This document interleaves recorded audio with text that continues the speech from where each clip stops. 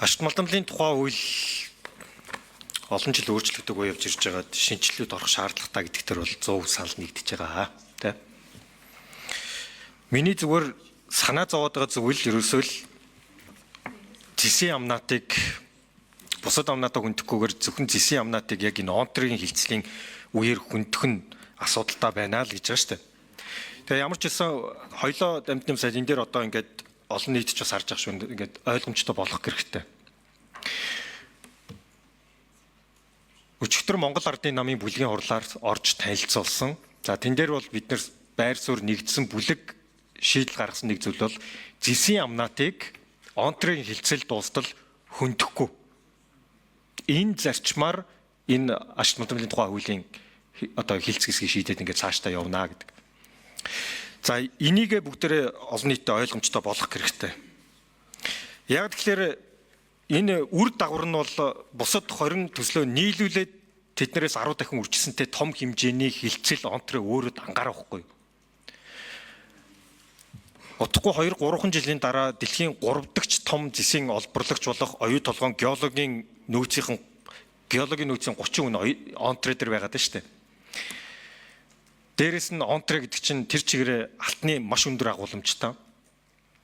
Онтрэгийн тэзүүгээр аваад үзэх юм бол 1 тонныг олборлох нийт зардал нь хөрөнгө оруулалтад ороод шүү. Өртгөх нь $3,000 байхгүй.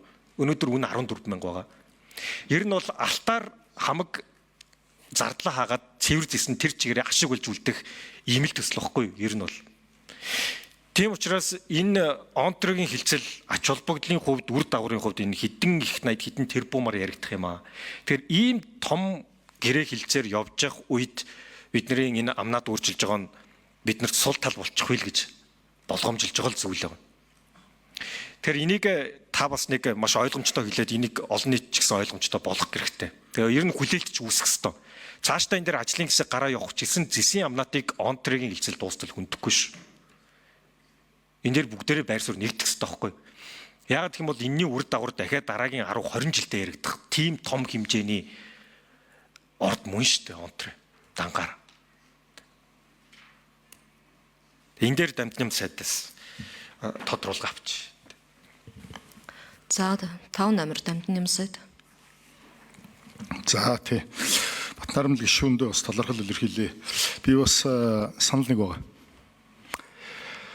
Энэ стратегийн орд газруудын хилцээр хөрөнгө оруулалтын тухай хуулиар явагдаж одоо тусгаалсан амнаат тооцож ингэж явдаг ч гэсэн энэ том хилцээр явж байгаа үед бас хардлага сэрлэг дагуулад явах вэ. Энэ ашигт малтмлын хууль маань 12 жил 12 13 дахь жилдээ яригдчихэж орж ирж байгаа. Тийм болохоор одоо том хэмжээний энэ олон өөрчлөлтүүдийн зөвхөн нэгэн зэсийн амнаат юм байгаа юм. Тэгэхээр энэ хэсэг дээрээ бол одоо ойлголцоод тэгээ бас Батнарамл гишүүнийгээ бас ингээд ажлын хэсэгт ороод ажиллаач гэж урьж байгаа. Тэгэд энэ амнааттай холбоотой асуудлууд төр зэсийн амнаатыг бол онтрын хилцээрийг дуустал бол хойшлуулах тал дээр бол засгийн газар байр суурь нэг байгаа. Нэг зүйлийг бас тодтогч хэлье. Монголчууд бүгдээрээ нэг баг. Газрын хэвлийн баялагийнхаа өр өгөөжийг ард түмэндээ авч өгөхийн төлөө засгийн газар улсын их хурал ард иргэд бүгд нэг баг болж ажиллаж байгаа. Бидний дунд дайсан байхгүй.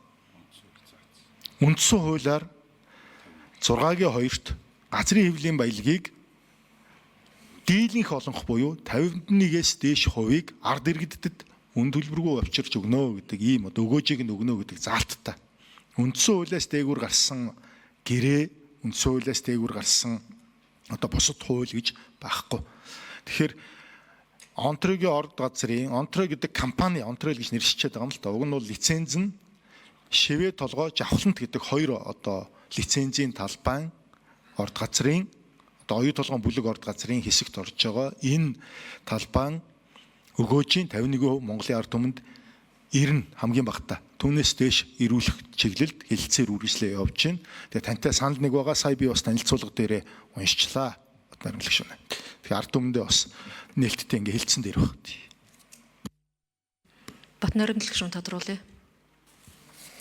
За тэгэхээр ямар ч хэлсэн зэсийн амнаатаа бүгдээ онтрын хилцэл дуустал хүндэхгүйгээ тохирчлаа гэж ойлгож байгаа шүү дээ. Тэгэхээр түрүүнд Батаус дурж байна. Яг энэ хилцээр дээр би хянаш алга түр оныхоо 3 өдөр бол маш олон удаа давтчихсан. Монголын тал бид нар бүгдээрээ нэг талдаа гарнаа. Нам хамаарахгүйгээр улс төр хамаарахгүйгээр Монгол улсын эрх ашиг гэсэн ганцхан зүйл оюутлогын хилцээр онтрын хилцээр дээр байгаа. Асуудалтай эсвэл асуудал дагуулахаар эсвэл сул талтай юм байвал зад шүмжлэнэ. Гэхдээ эцсийн эцэд бүгдээрээ Монгол улсын эрх ашигын төлөө явж байгаа.